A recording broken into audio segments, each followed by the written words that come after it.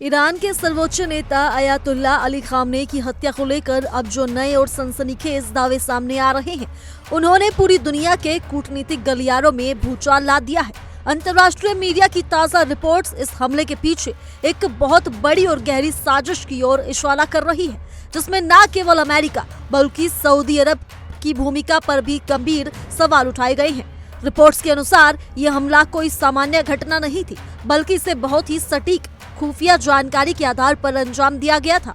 दावा किया जा रहा है कि जिस वक्त हमला हुआ, खामनेई अपने सबसे भरोसेमंद सलाहकारों और सैन्य दिग्गजों के साथ एक बेहद गोपनीय और महत्वपूर्ण बैठक कर रहे थे। इस बैठक में ईरान की सुरक्षा परिषद के सलाहकार अली शमखानी और रिवॉल्यूशनरी गार्ड्स के प्रमुख मोहम्मद पाकपूर जैसे दिग्गज भी मौजूद थे। हमला इतना सटीक था कि इसने सीधे उसी स्थान को निशाना बनाया जहां ये दिग्गज चर्चा कर रहे थे। जानकारों का कहना है कि इतनी सटीक लोकेशन की जानकारी बिना किसी अंदरूनी मुखबिर या बहुत ही उन्नत जासूसी तकनीक के मिलना नामुमकिन है। इस पूरे घटनाक्रम में सबसे चौंकाने वाला खुलासा अमेरिकी अखबार ने किया है। उस रिपोर्ट में दावा किया गया है कि इस हमले के लिए सऊदी अरब ने अमेरिका पर भी दबाव बनाया था। कहा जा रहा है कि अमेरिकी खुफिया एजेंसियां शुरुआत में इस तरह के सीधे हमले के पक्ष में नहीं थी, क्योंकि उन्हें बड़े क्षेत्रीय युद्ध का डर था। लेकिन सऊदी अरब के क्राउन प्रिंस मोहम्मद बिन सलमान ने सीधे तत्कालीन अमेरिकी राष्ट्रपति डोनाल्ड ट्रंप से संपर्क किया और उन्हें इस कार्रवाई के लिए राजी कर लिया। मीडिया रिपोर्ट्स के अनुसार इसके पीछे 3 मुख्य तर्क दिए गए थे।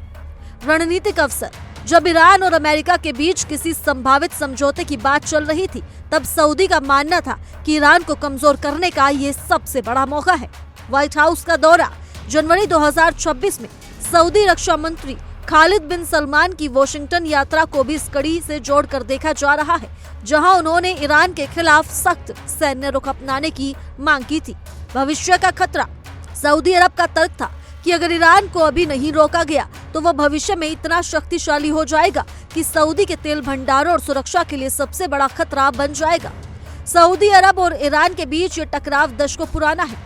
1979 की इस्लामिक क्रांति के बाद से ही दोनों देशों के बीच वर्चस्व की जंग शुरू हो गई थी।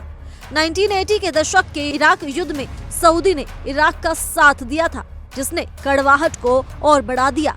इसके बाद 1988 में हज के दौरान हुई खूनी झड़प और हाल के वर्षों में यमन, सीरिया व लेबनान में जारी प्रॉक्सी वॉर ने इन दोनों देशों को एक दूसरे का कट्टर दुश्मन बना दिया है। सऊदी अरब को हमेशा से ये डर सताता रहा है कि मध्य पूर्व में ईरान का बढ़ता प्रभाव उसके तेल कारोबार और क्षेत्रीय नेतृत्व को खत्म कर सकता है।